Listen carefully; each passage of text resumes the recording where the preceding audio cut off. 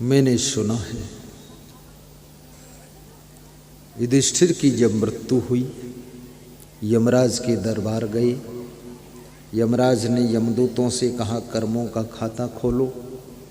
ये धर्मराज है, इसका भी कर्म विपाक खुलना चाहिए। कर्मों का खाता खोला गया। यमदूतों ने बताया कि एक दिन के लिए नरक है, एक दिन झूठ बोला था इसने, और बाकी स्वर्ग है। युधिष्ठिर से पूछा गया, स्वर्ग में पहले जाओगे कि नरक में? युधिष्ठिर ने कहा, नरक में पहले जाऊंगा, क्योंकि एक दिन का नरक भोग लूं, फिर परमानेंट स्वर्ग में रहूंगा। हर आदमी यही सोचता है। जैसे आपसे कोई कहे एक दिन लैया चना चबाना है, बाकी ज़िंदगी भर कलाकंद रसगुल्ला खाना है, पहले क्या खाओगे? तो तुम सोचोगे लैया चना निपटा देता, कलाकंद फिर चलता रहेगा। युधिष्ठिर ने कहा, सबसे पहले मैं नरक में जाऊंगा। युधिष्ठिर नरक में चले गए और वहां नरक में जा करके जो देखा तो युधिष्ठिर आश्चर्य में डूब गए।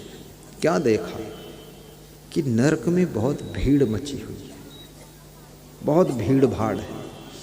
तो युधिष्ठिर को अचंभा हुआ कि मृत्युलोक में जो मरता है सबके नाम के सामने नेम प्लेट में स्वर्गीय लिखकर लगाया जाता है, ये सारे के सारे नरक में पड़े हुए। क्या करूं? और नरक में लोग पीप मवाद में, खून में, सड़े पानी में डूब रहे हैं। ऊपर से यमदूत मुगदर मार रहे हैं और सब नरकी रो रहे हैं, चिल्ला रहे हैं, तड़प रहे हैं। ये सब दुख देख करके युधिष्ठिर से रहा ना गया, सहा ना गया, कुछ कहा ना गया। युधिष्ठिर रोने लगे।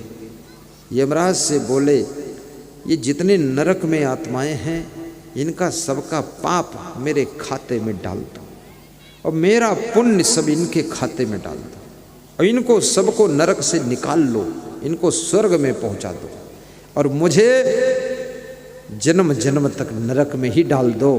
मैं नरक का दुख सह सकता हूँ, लेकिन नरक में पड़े हुए लोगों का दुख देखकर नहीं सह सकता हूँ। इनको स्वर्ग दे दो और इनका नरक भी मुझको दे दो। मैं जिंदगी भर नरक भोगूंगा, 27 जन्म नरक भोग लूंगा, वो मंजूर है, लेकिन इनका दुख देखकर मैं सह नहीं सकता। यमराज ने कहा, एव मस्त। युधिष्ठिर को नरक में डाल दिया गया, नरकवासियों को निकालकर स्वर्ग पहुंचा दिया गया।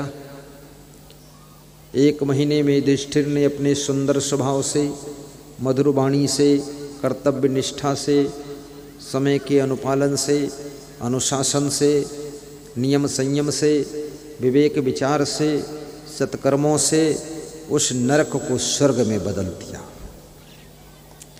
1 महीने बाद युधिष्ठिर के मन में भावना हुई कि जो लोग नरक से स्वर्ग में गए हैं उनको जाकर मिलूं, उनसे बातें करूं, वे बड़े सुखी होंगे, शायद मुझे धन्यवाद देंगे।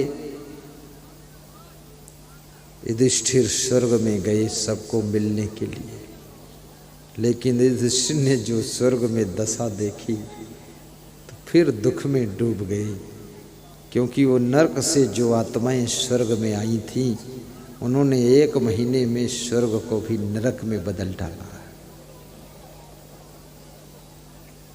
वहाँ भी वो सब शराब पी रहे हैं, गांजा पी रहे हैं, सिगरेट पी रहे हैं, गाली गलौज कर रहे हैं, एक दूसरे को मार कूट रहे हैं, ईर्ष्या जलन कर रहे हैं, दांत पीस रहे हैं, क्रोध कर रहे हैं, काम वासना में फंसे हुए हैं, बेविचार कर रहे हैं, चोरी चपारी लफाड़ी बाजी सब कर रहे हैं, मार कूट कर रहे हैं, सहनशीलता नहीं है, लोभ लालच बहुत है।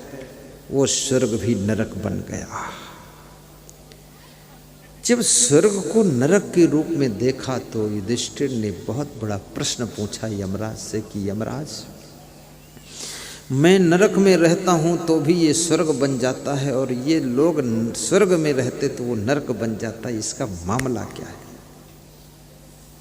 यमराज ने बहुत बड़ी बात कही, सुनने जैसी बात कही। यमराज ने कहा, भगवान भेद नहीं करता है, भगवान न नरक बनाता है न स्वर्ग बनाता है। मनुष्य अपने सत्कर्मों से, सदाचार से, सात्विक विचार से, शाकाहार से, सहनशीलता, नम्रता, सरलता, विवेक, विचार, वैराग्य, ज्ञान, भक्ति से स्वर्ग बनाता है। अब मनुष्य कलह कलेश से, गुस्सा से, काम वासना से, व्यभिचार से, चोरी से, चुगली से, छल कपट से, झगड़ा से और एक दूसरे से ईर्ष्या द्वेष करके, टांग खींच करके ये खुद ही नरक बनाता है। अपना अपना स्वर्ग, अपना अपना नरक बनाने की कला आपके हाथों में है। आप चाहो तो अपने घर को भी स्वर्ग बना सकते हो और चाहो तो अपने स्कूल को भी स्वर्ग बना सकते हो, चाहो तो पुलिस लाइन को स्वर्ग बना सकते हो, चाहो तो हॉस्पिटल को स्वर्ग बना सकते हो। और आपकी बुद्धि बिगड़ जाए